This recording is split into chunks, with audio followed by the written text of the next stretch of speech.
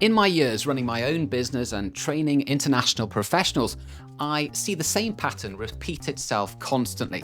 I'll maybe be in a workshop with a brilliant professional and they will tell me something like, "Frank, I knew the strategy was wrong, but I couldn't say anything because I didn't want to be rude."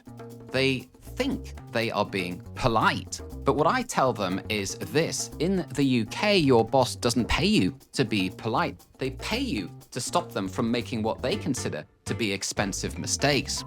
If you stay silent because you are afraid of offending someone, you aren't really doing your job.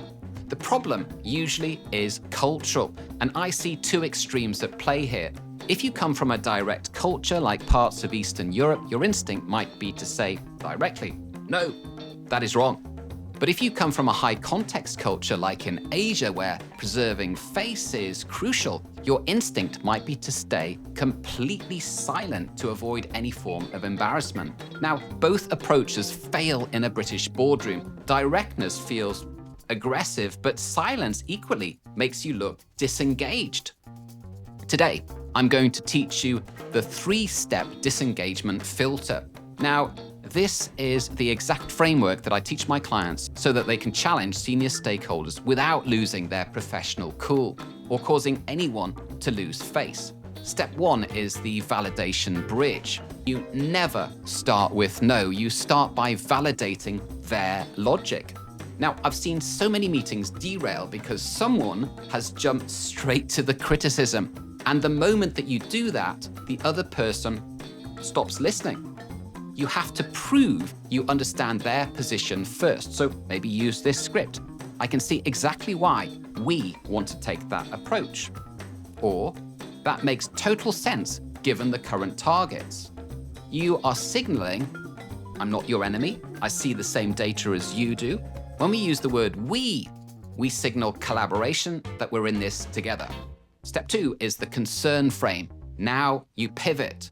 As a business owner, I can reliably tell you that hearing you are wrong is irritating. In fact, it's more than irritating. And anyone that tells you otherwise isn't being entirely truthful.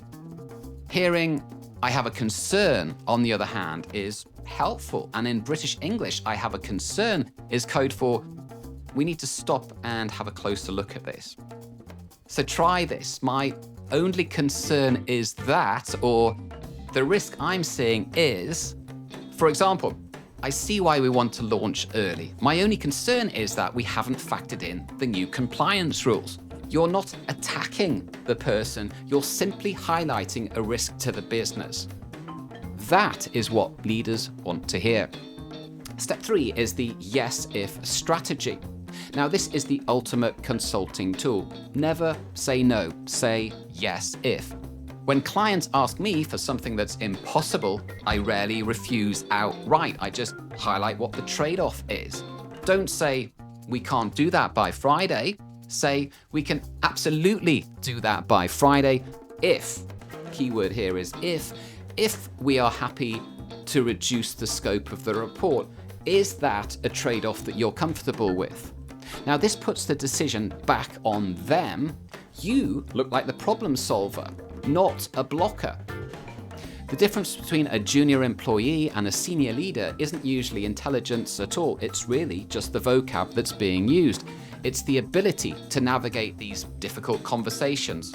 So, validation, concern, trade-off. Master those 3, and you can disagree pretty much with anyone, anywhere, without offending them. I'm Frank. Let's keep decoding culture together. See you in the next one.